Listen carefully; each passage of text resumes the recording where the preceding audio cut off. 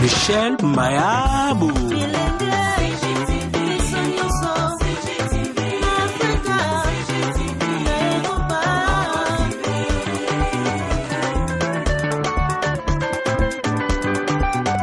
Émission ya kitoko culturelle, politique, religieuse et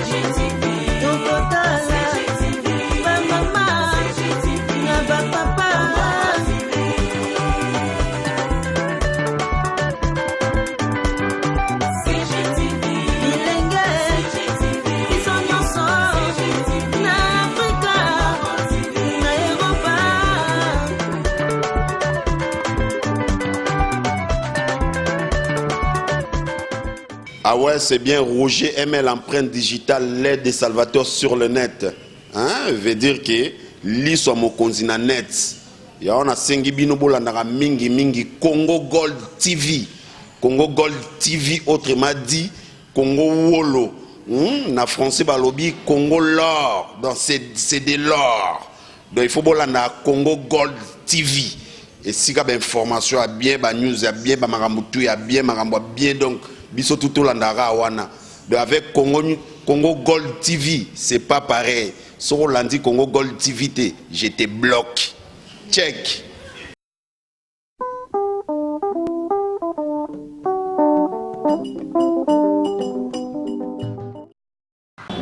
Bonjour et bonsoir, bienvenue à cette émission. On va se dire la vérité. On va se dire la vérité dans une présentation de Marie-Jeanne Moubela. On va se dire la vérité. Aujourd'hui, nous traitons sur une question qui est trop populaire. Nous parlons de la situation de maïs, la situation actuelle de maïs qui frappe aujourd'hui la province du Kasaï oriental. Alors, pour ce faire, nous avons invité la nouvelle société civile qui est une personne physique ici sur le plateau. Avec lui, nous allons pouvoir débattre la question liée à la hausse du prix de maïs ici en province.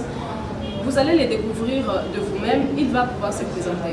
Bonsoir et bienvenue à tous. Maître Gartindaï, je suis coordinateur de l'ASPEL ITSA, qui est une structure locale, mais membre de la nouvelle société civile. Bref, c'est ça mon portrait. Merci beaucoup, Maître Hilaire Tendaï. Vous l'avez bien entendu, il est coordonnateur de It Is Now, qui est une structure des jeunes, et il est aussi membre de la nouvelle société civile. Alors, Maître, la flambée du prix de maïs sur le marché est le fruit du désintéressement de la population aux travaux champêtres au profit de l'exploitation des diamants. Que compte faire la société civile pour encadrer la population pour une production? Merci beaucoup. Je pense que cette question, elle est à l'une, elle est sur les lampes de plusieurs. Mais des fois, autrefois dans les médias locaux, je l'avais dit, j'ai du mal à parler de maïs. J'ai du mal à parler de la farine et tout. C'est un débat terre à terre, parce qu'il faut à un certain moment que nous puissions lever les débats. Quand est-ce qu'on parlera du développement de notre province? Quand est-ce qu'on parlera du décollage de la province aussi longtemps que nos pensées sont bernées juste par le maïs et tout? Mais comme c'est une actualité, on est obligé d'en parler. Surtout que vous m'avez invité et je dois en parler quand même. Je pense que quelque part, vous avez raison, la population est habituée à aller creuser.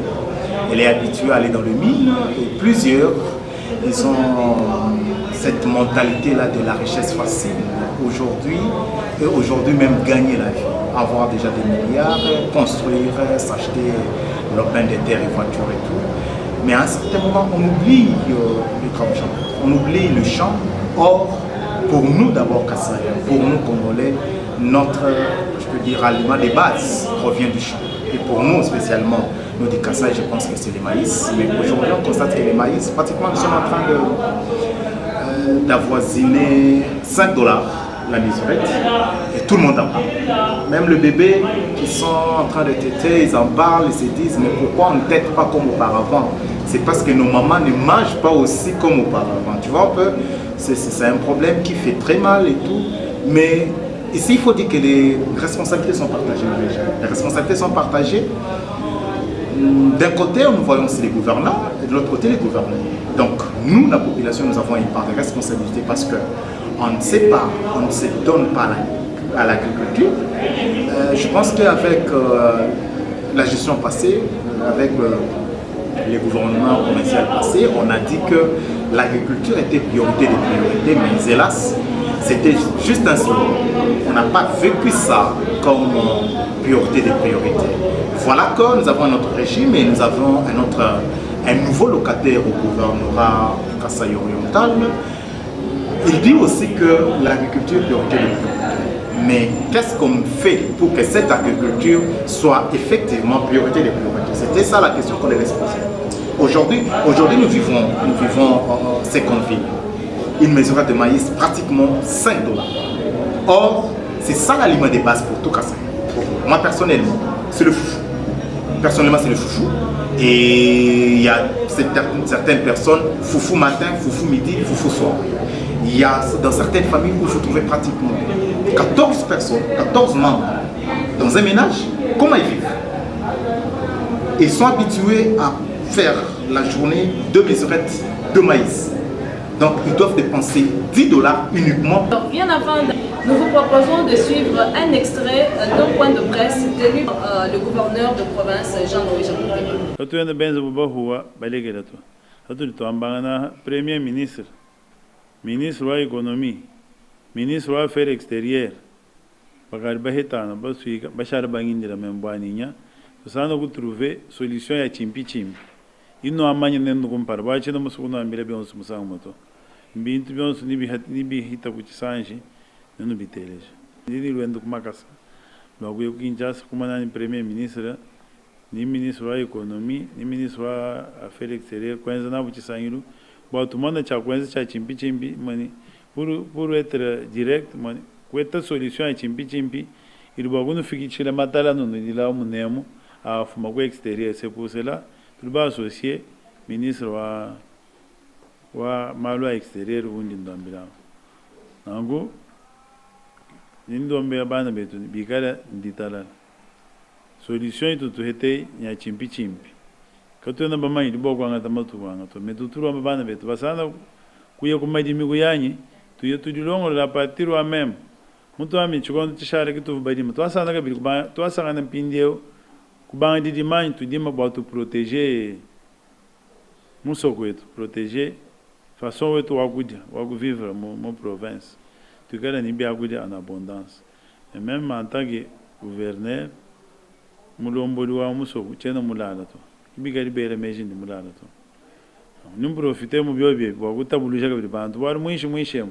nous bamanye wagu gara mwaboni musomba tara ngwaso musombe ni wagu gouverneur bari ba mwa envier ku bantu baitaboni ntenza bomuga jwe mu mugasera muga jumwimpa urumuga ke babilongo nutuba mai nango kutulusu mweno lo asansa lutubera kuri baluba ni mugaji wa nganyi waserela chinganyi nawo nutuba bimanyi bali banviye mugaji tu nendeo kuri bantu bahitabuni bali bage bantu turu anoke bagwanza no babu bayire matala bagwa bagabajukira kulle ni matala umva bana betu ba député bali kukinchasa hadi bumva ni problème wa matala liko mbanga apuye kama tu apuye gouverneur wa Kasai Oriental uri mu difficulté matala ngaga yikwenda twenze chinyi kimuri muntu ari heta mwane no dishinda uruke bwako mujuranye uruke bwako mulungurije kada adu umva muntu binde ujuko kuruseka niwo matala tutumumbusha matala mabanda numva ni muntu wa mwene lukino kimuntu munanga bana babuto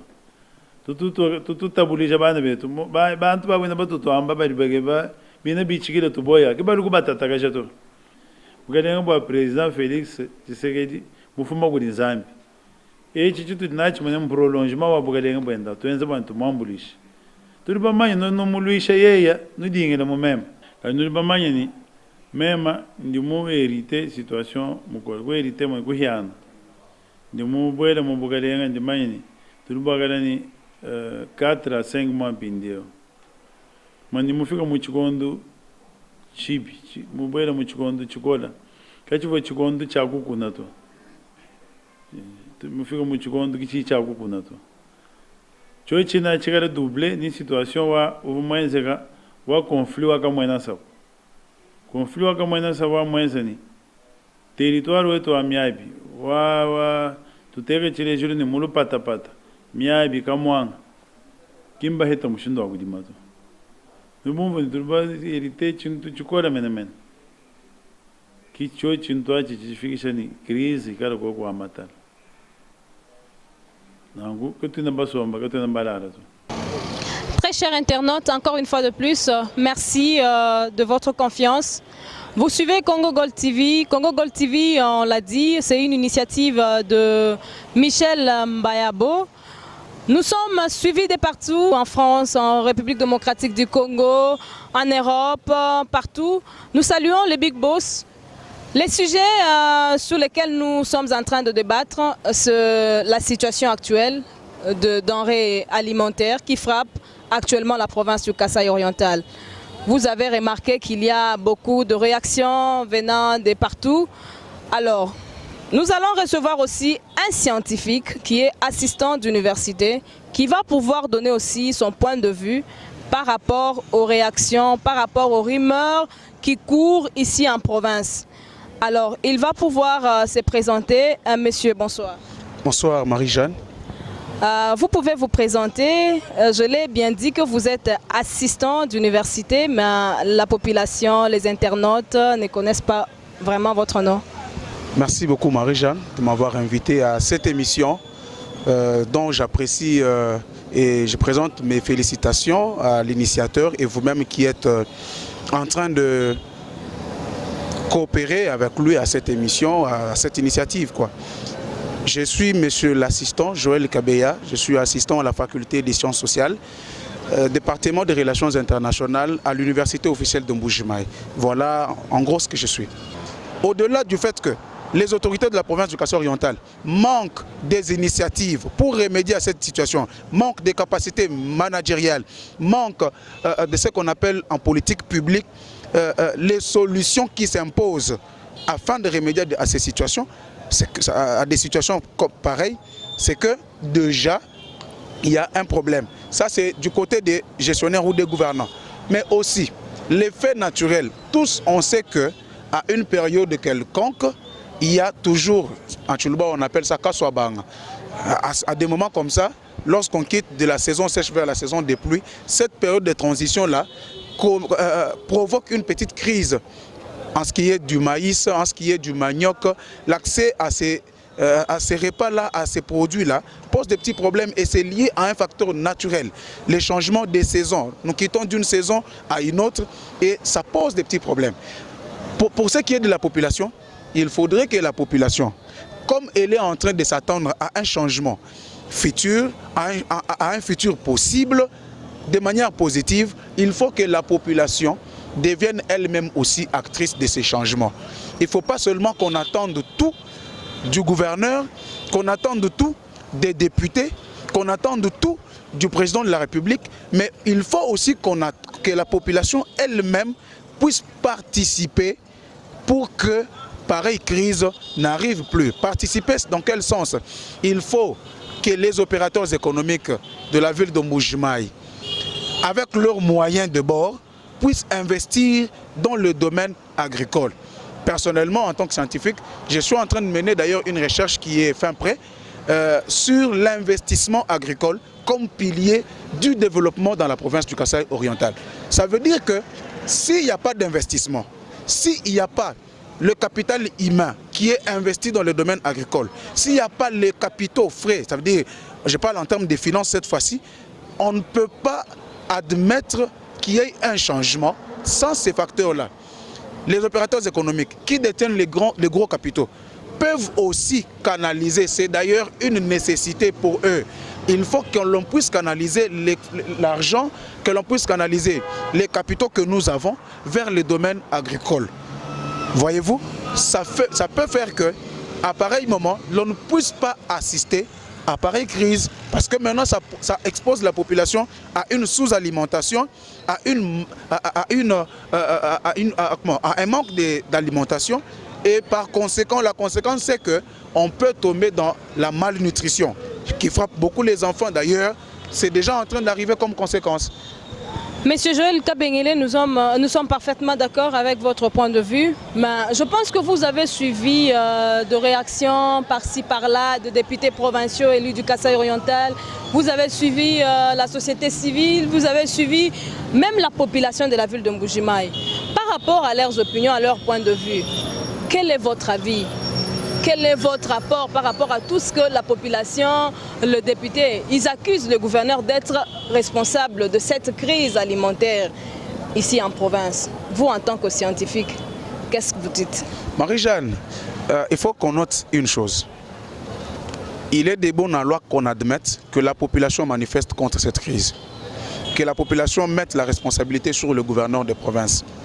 Que les députés disent que le gouverneur des provinces ne gère pas bien. C'est normal. C'est de leur droit de le dire. Mais il ne faut pas que l'on puisse mêler nos sentiments en tant que députés, nos sentiments en tant que population, nos sentiments à la politique. La politique a ses réalités. Lorsque nous, scientifiques, nous faisons un décryptage des phénomènes politiques actuellement dans notre province particulièrement, on se rend compte qu'on est en face de certaines réalités qui échappent à la fois et aux députés eux-mêmes, qui peuvent aujourd'hui accuser les gouverneurs de n'être pas à la hauteur de la chose publique, à la hauteur de ses tâches.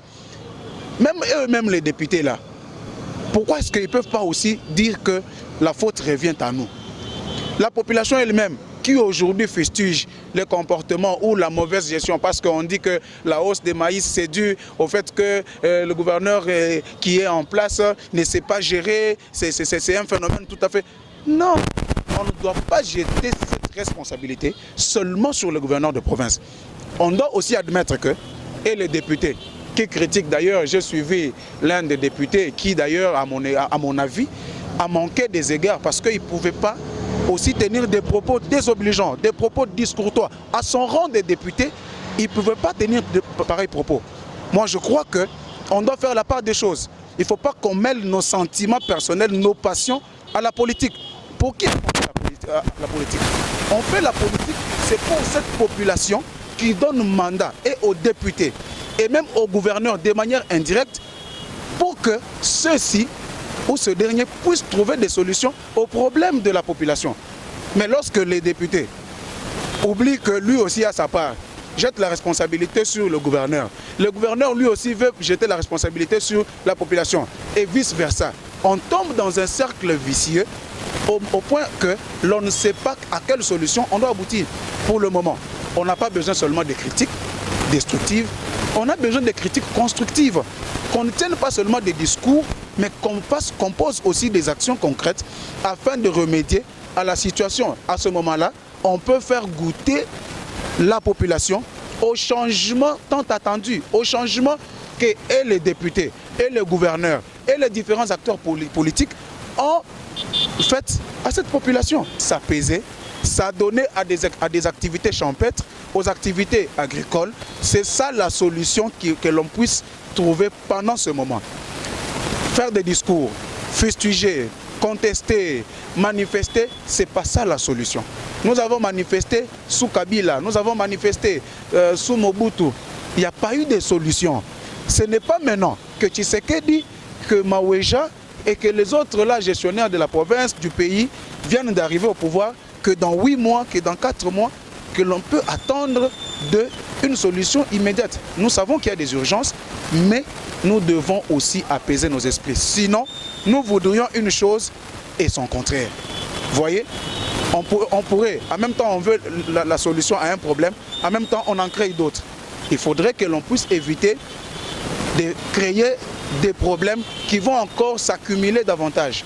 Je crois que c'est peut-être le message que je pourrais passer, que l'on puisse s'apaiser, que l'on puisse s'adonner à ce qui est nécessaire, que l'on ne puisse pas seulement viser le gouverneur, que l'on ne puisse pas seulement viser telle ou telle autre personne, mais aussi que l'on puisse prendre les moyens que nous avons. Les jeunes peuvent entreprendre avec les peu qu'ils ont dans les activités agricoles et ça pourrait nous éviter toutes ces choses que nous sommes en train de vivre en ce moment. Voilà. Merci beaucoup, cher assistant. C'est un plaisir de vous recevoir sur Congo Gold TV.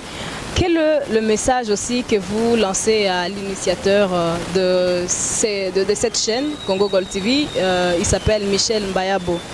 Oui, à M. Michel, je présente mes vives félicitations pour cette initiative parce qu'au moins ça donne accès à beaucoup de gens de suivre l'actualité en province, particulièrement dans la province du Kasaï oriental, dans la ville de Mbuji-Mayi. Et je dis aussi merci et présente aussi mes vives félicitations à vous-même qui êtes en train de concourir à cette œuvre, aussi à tous les autres amis techniciens. Je dis merci et je présente mes vives félicitations. Très chers internautes, c'est par ici que nous bouclons complètement cette émission sur Congo Gold TV. Congo Gold TV qui est une initiative de Michel Mbayabo. Nous disons merci à notre réalisateur Arsène Kaniki et merci aussi à notre invité, à l'assistant Joël Kabeya Kabengele. Pour d'autres programmes, nous allons vous communiquer dans nos prochains. CGTV à la vitesse de la vie. Congo Gold TV à la vitesse de la vie.